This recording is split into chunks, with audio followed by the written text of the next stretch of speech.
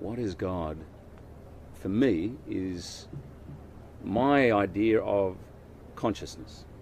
God is not a thing, something you can necessarily see. It is within everything and outside of everything. So I believe that God, the absolute, whatever you want to call it, the self, is unchanging, is therefore pretty much everything I'm seeing has an element of God, but you couldn't call it God because everything changes. You, me, where we're sitting, this river, this planet has a life cycle, birth, death. But my feeling about God is that it exists beyond that, beyond those laws of nature. It was somehow, it is somehow separate to the laws of time, matter, space. And that's about as close as I've come to any realization of what God is. So you don't see God as a bearded chap up in the sky telling us to be good, and if we don't, we'll go to hell, and if we are, we'll come to heaven. I don't see God as a bearded chap, although I used to for many years. I was brought up in a Church of England family, went to Sunday school. My father's quite religious. He wasn't until he was about 26, I believe, maybe 28, and he went to a Billy Graham crusade and was converted with my mum. My mum did the usual thing, which is after about 6 months started to, wean off it a little bit. My father never did, and is incredibly religious and goes to church every week, and in fact has done almost sort of missionary work after he retired as an accountant. So I was brought up with a very strict Protestant view of what God is and our place next to God. And that consisted of some deity, a guy with a beard, telling us what to do, marking us on our behaviour, and hopefully granting us entrance into heaven. I think around about 14 or 15 was when I started to kind of, and I by the way, I fully bought it. I would say I was a born-again Christian. And I remember at the time, in fact, someone saying to me, most of you who are here at church, by the time you're 21, 22, will fall away from this.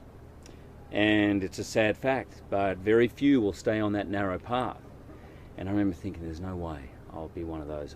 There's no way. I'm not going to fall away. I'm not going to do that. I'm not going to be one of those. And I have.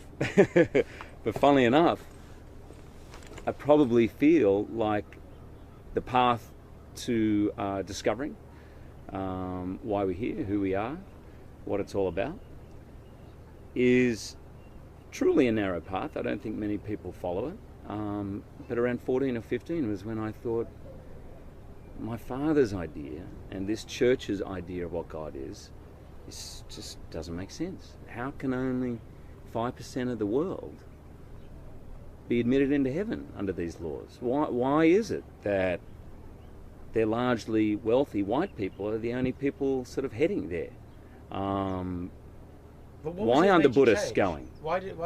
That's what started me to question. That's where the questions. This just doesn't make logical sense to me. Why? There's too many questions unanswered, and every time you put forward, when I was 15, say, or 16, every time I put forward the question, it would either come back to me as, well, the Bible says, or have faith. You just have to have faith. And so around about that age, I thought, it's not good enough for me. The idea of just have faith. If I have a question, I should feel sated. I do believe there is an element of faith to life. There's an element of God is unexplainable. It is a concept that you can't put into words. I mean, I think a really interesting idea to make a documentary and ask people what they think what God is, because I don't believe you can actually explain it. I mean, throughout the history of man, I wouldn't say I'm an expert. I've read quite a bit of Joseph Campbell, and he was the one who kind of has disseminated all these myths from all these cultures from all time. And whilst there's similarities, they're all stories to try and explain the inexplicable, because we want to have some grasp of who we are and where we stand, but no one can actually say it because it's beyond words. It's an experience. God is an experience. I sorry, mate, I feel like you want to ask me questions, and No, I'll keep going. I think you're making a lot of sense. But I meditate. I was introduced to meditation about 15 years ago, and I meditate twice a day. And if I ever feel close to knowing what God is, it's somewhere in the boundary of that half-hour period, twice a day when I meditate. I think the basic idea of the meditation I do is to quieten the mind, to just let all that instrument calm down. And I sometimes have experiences where I feel a little out of body, a little time. Ideas of Hugh Jackman as a father, as an actor, all those roles we play just seem to melt away.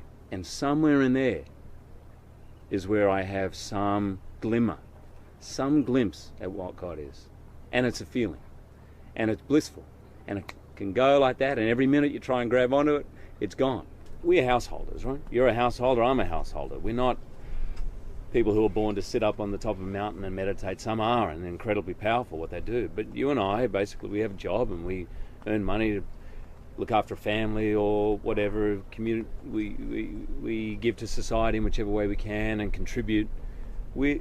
It's what in Indian or Vedic terms they call the way of the householder. But twice a day, even as a householder, twice a day for half an hour, I can dip into what I call that gold, that the substance of what is God, and just bathe in it. It's a different experience every time, but I get glimpses of something that energizes me on such a deep level that I'm not sure exactly what I'd do without that form of prayer. It's a way to be in touch with who I really am.